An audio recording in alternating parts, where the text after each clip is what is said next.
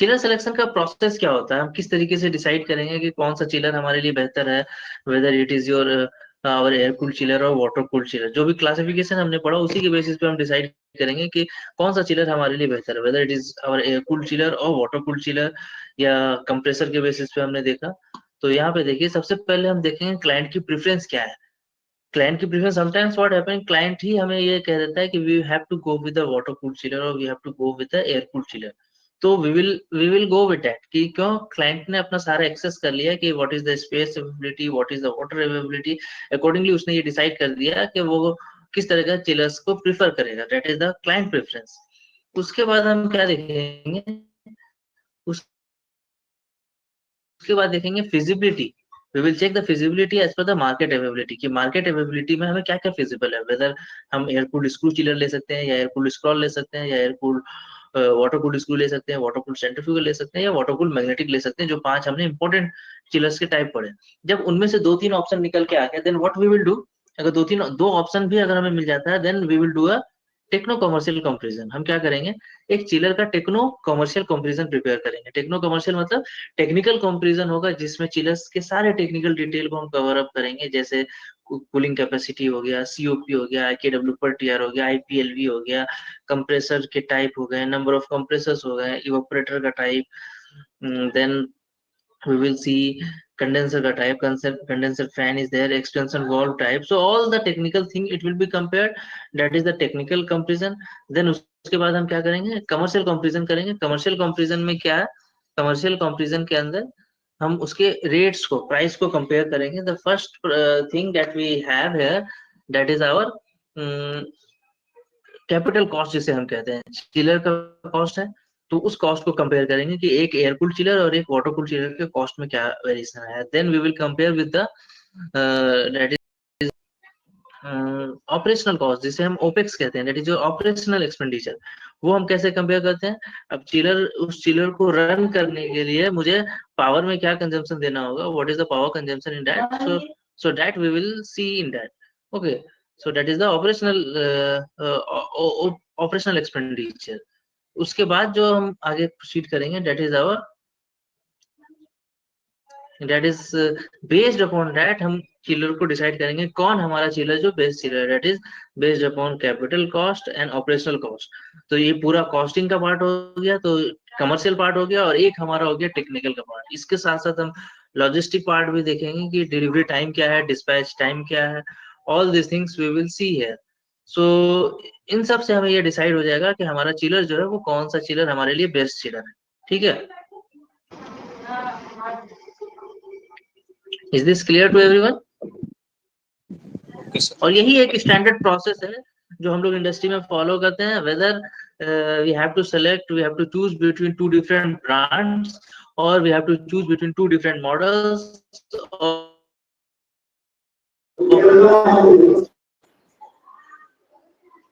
So comparatively, which will be the best or 2 different types or 2 different variants in concept?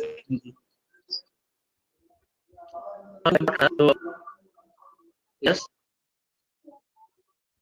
So which will be the most energy efficient one? Do you have any query? Yeah, which will be the most? Yeah, which will be the most energy efficient one? देखिए, since I got your point. Which will be the more energy efficient? As I have discussed here, water cooled magnetic chiller, it will be more efficient। उससे कम जो है वो centrifugal chiller होगा, उससे कम water cooled screw chiller होगा, उससे कम एयर कूल्ड स्क्रू चिलर, और उससे पहले जो एयर कूल्ड स्क्रॉल चिलर आएगा। So this is the sequence in which the performance is there. सबसे ज्यादा जो पावर कंज्यूम करेगा वो एयर कूल्ड स्क्रॉल चिलर है, फिर एयर कूल्ड स्क्रू चिलर उससे कम करेगा, फिर वाटर कूल्ड स्क्रू चिलर, फिर water cooled centrifugal chiller, and then the last one that we have, that is the water cooled magnetic chiller, जो सबसे कम पावर कंज्यूम करेगा। So lesser power consumption is there in water cooled magnetic chiller। Its IKW per TR it will be nearly around 0.53, 0.53, तो मतलब 0.53 kilowatt पर ton वो power consume करेगा। Is this clear? Yes. Sir, I just have a question. Yes. Actually, I'm just asking, is it important thing for the load calculation before the proceeding or the selection of the chiller?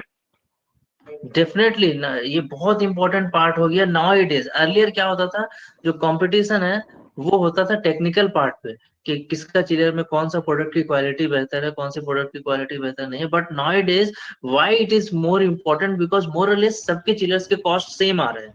So focus जो technical मतलब commercial में जो capital cost है उस पर comparison नहीं हो पा रहा था किसी भी चिलर का, और ऑपरेशनल कॉस्ट जो है वो कैपिटल कॉस्ट से ज्यादा हो जाता है। अगर फॉर एग्जांपल एक 100 टीआर का चिलर है और उसे हमें 1 साल तक रन करना है, 10 घंटे डेली चलाना है, so approximately its operational cost will be around 10 to 12 million। So operational cost में सेविंग दिखाना, that is the most important part now it is. कि एक चिलर है, एक चिलर को अगर हम 1 साल में 5 लाख रुपए भी बिजली के बिल में सेव कर लेते हैं तो 10 साल में will be saving 50 lakh rupees. That is a very huge amount. That's why this is very much important. Yes, clear? Oh, great. Thank you. Okay. So let's move ahead to the last part of this webinar. कि हमने as we have mentioned कि हम magnetic chillers के कुछ advantages देखेंगे जो कि screw या सेंट्रीफ्यूगल चिलर्स के ऊपर से हैं। सो फर्स्ट एडवांटेज कि इसके अंदर जो यूनिट कंट्रोल, वाटर जो टेम्परेचर पे कंट्रोल है वो बहुत एक्यूरेट है as compare to the other chillers. मतलब 0.1 डिग्री सेल्सियस से लेके और जो हमें यूनिट का टेम्परेचर में 1 डिग्री सेल्सियस तक का हो जाता है, तो इतना टेम्परेचर एक्यूरेसी इसके अंदर मिलता है जो सेंट्रीफ्यूगल या स्क्रू चिलर्स के अंदर नहीं मिलता है। ओजोन लेयर में कोई डैमेज नहीं करता, all this things.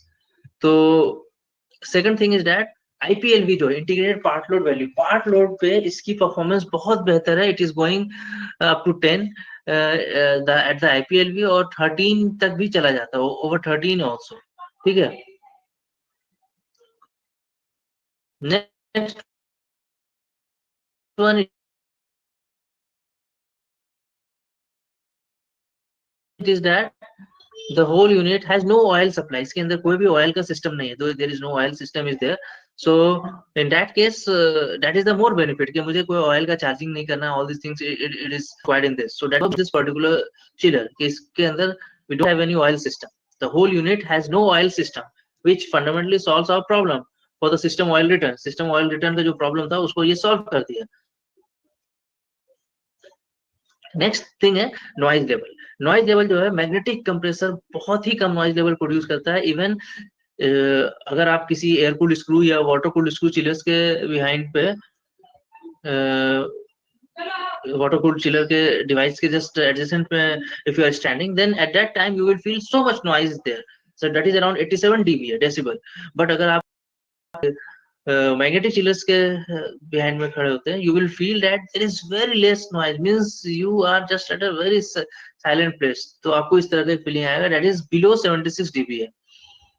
For okay, now let's move to the few more advantages। this is the last slide that we are having for this webinar। कि इसमें जो power starting current of unit is very small, only 2 amperes, that is almost very less as compared to the other chillers। उसके बाद जो है starting current, जो main objective है वो ये बताना कि स्टार्टिंग करंट इसमें कम रिक्वायर्ड है। कॉम्पैक्ट स्ट्रक्चर, बहुत छोटा स्ट्रक्चर होता है, बहुत कम एरिया में आ जाता है। सो that is one of the most nowadays the space constraint is very much common. बहुत कॉमन है स्पेस कंस्ट्रेंट की, स्पेस नहीं है सर इस तरह के चिलर्स को यूज करने के लिए। सो that is the more benefit of this particular chiller. ठीक है, हेलो। उसके बाद Modbus इसमें अवेलेबिलिटी होती है। Just let me complete few points are there, then you can come up with your queries। okay, Modbus है, Modbus मतलब जिसकी कनेक्टिविटी जो है it can be done with the Modbus, LANwork and BACnet, किसी के साथ हम कनेक्ट करके इसको सर्वर पे ले सकते हैं और आसानी से इसके दे सकते हैं। नॉइज लेवल के साथ साथ इसके अंदर एक और पार्ट है, it is a vibration level. तो वाइब्रेशन लेवल भी बहुत कम होता है। तो due to the that is इसके अंदर मैग्नेटिक आइसोलेटर पैड लगाए जाते हैं, isolation pad will be there, so that will reduce the vibration also. तो नॉइज लेवल भी कम होता है, वाइब्रेशन भी कम होता है। इसमें आप कैपेसिटी जो है इनफाइनाइट कैपेसिटी एडजस्टमेंट, मतलब आप 10% से लेके 100% तक के बीच में कोई को रन कर सकते हैं। That is